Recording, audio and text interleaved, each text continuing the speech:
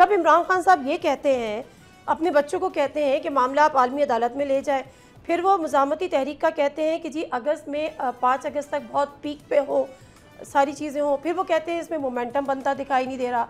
अली अमीन गंडापुर साहब 90 दिन का अल्टीमेटम खुद को दे देते हैं। ये मामला क्या है? इमरान खान साहब मायूस हैं या क़यादत नाअहल है मौजूदा जो इन चीज़ों को देख रहे हैं? ये इमरान खान ने कुछ दिन पहले कहा था। इसका मतलब यह है कि मोमेंटम बनाओ फ़ौरन।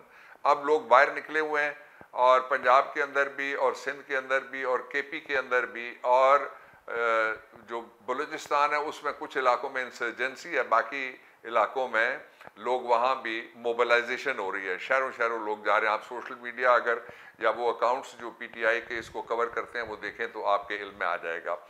इसलिए ये जो उन्होंने कहा था वो ये है कि मोमेंटम जो 5 तारीख का है उसके लिए बनाना है। उससे पहले तो कोई उस तरह का बाहर किसी ने निकलना नहीं है।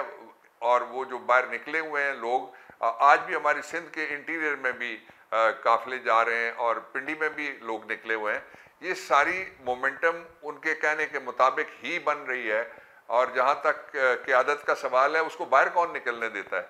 इधर ऐलान होता है कि हमने बाहर निकलना है, उधर गिरफ्तारियां शुरू हो जाती हैं। इधर ऐलान होता है 5 तारीख का, उधर क्रैकडाउन शुरू हो जाता है। तो इसलिए वो सारे रास्ते उन्होंने बंद करने हैं।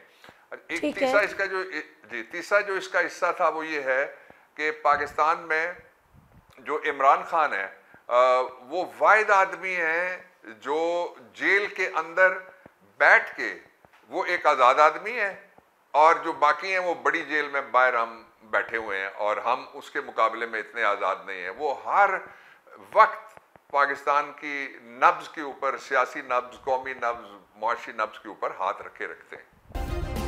सब्सक्राइब करें और बेल दबाएं ताकि कोई खबर रह न जाए।